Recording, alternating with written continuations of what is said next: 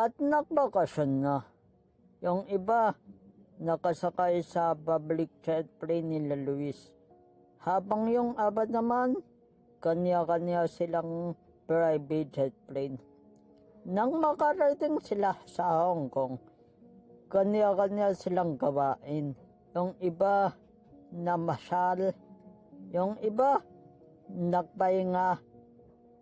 Tapos, magdodor na sila sa Hong Kong. Habang yung apat naman, mas minabuti nilang manatili sa hotel at doon sila uminom. At isang araw, tumawag ang ate ni Luis.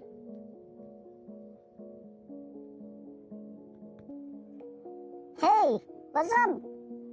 Balita ko nandito kayo sa hotel Sabihin mo naman sa akin kung nasan kayong hotel na pinag-check-inan at pupuntahan ko kayo dito.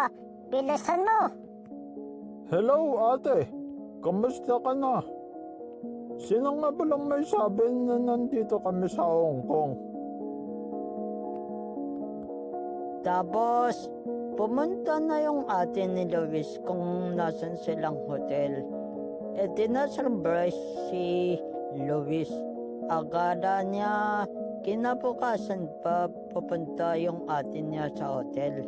Kaya natatnan sila na umiinom. Kayo talaga, hindi na kayo nagbago. Magkakasama pa rin kayong apat kahit sa kalokohan. Kahit dito nga sa Hong Kong, nag-iinom pa rin kayo. At dito pa sa hotel talaga. O ate, kala ko ba bukas ka pa pupunta? Bakit na ba kayata ang punta mo? Aba, ayaw mo yata akong makita. Bakit hindi mo pa na-miss si ate? Well, kayong tatlo, Ken, Ace, kamusta na kayo sa campus? Siguro may chicks na kayo. Lalo ka na, Ken.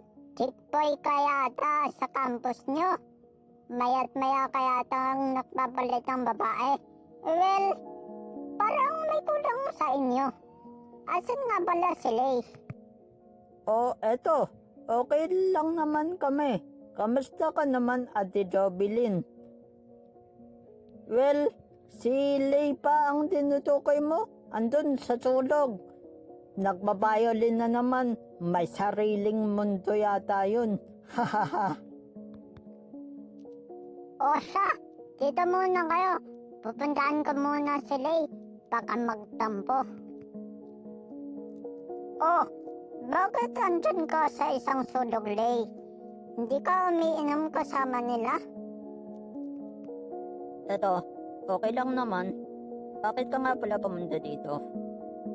Well, Jobilin, naman pa, namiss kita. Hanggang sa tumulo na lang yung luha ni Lay at nabayakap siya kay Jobilin. After 2 months, umuwi na sila ng Pinas. Sumabay na si Jobilin kay Luis, umuwi ng Pinas.